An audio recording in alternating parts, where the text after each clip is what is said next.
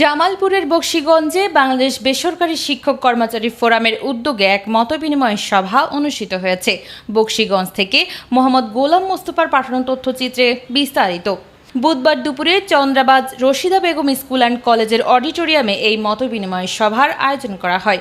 অনুষ্ঠানে সভাপতিত্ব করেন আয়োজক প্রতিষ্ঠানের অধ্যক্ষ ও ফোরামের কেন্দ্রীয় সহসভাপতি মোহাম্মদ রফিকুল ইসলাম। প্রধান অতিথি ছিলেন সংগঠনের মহাসচিব অধ্যক্ষ মোহাম্মদ রফিকুল ইসলাম। এছাড়া বিশেষ অতিথি হিসেবে উপস্থিত ছিলেন উপজেলার বিভিন্ন শিক্ষা প্রতিষ্ঠানের প্রধান শিক্ষক ও অধ্যক্ষগণ সহ জেলা ও উপজেলা কমিটির নেতৃবৃন্দ। সভায় শতাধিক শিক্ষক কর্মচারী অংশ নেন। বক্তারা বলেন, সরকারি শিক্ষকদের মতো সমমর্যাদা, ন্যায্য বেতন ভাতা ও সুযোগ সুবিধা থেকে বেসরকারি শিক্ষকরা বঞ্চিত হচ্ছেন। তারা আন্দোলনের মাধ্যমে এসব দাবি আদায়ের আহ্বান জানান। সভাপতির বক্তব্যে অধ্যক্ষ রফিকুল ইসলাম বলেন, শিক্ষকরা জাতি গঠনের কারিগর হলেও আজও বেসরকারি শিক্ষকরা বৈষম্যের শিকার। আন্দোলন ছাড়া অধিকার আদায় সম্ভব নয়।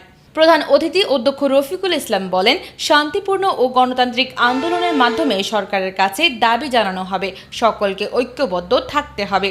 বক্তব্য শেষে বাংলাদেশ বেসরকারি শিক্ষক কর্মচারী ফোরাম বকশীগঞ্জ উপজেলা শাখার আনুষ্ঠানিক পরিচিতি ঘোষণা করা হয়।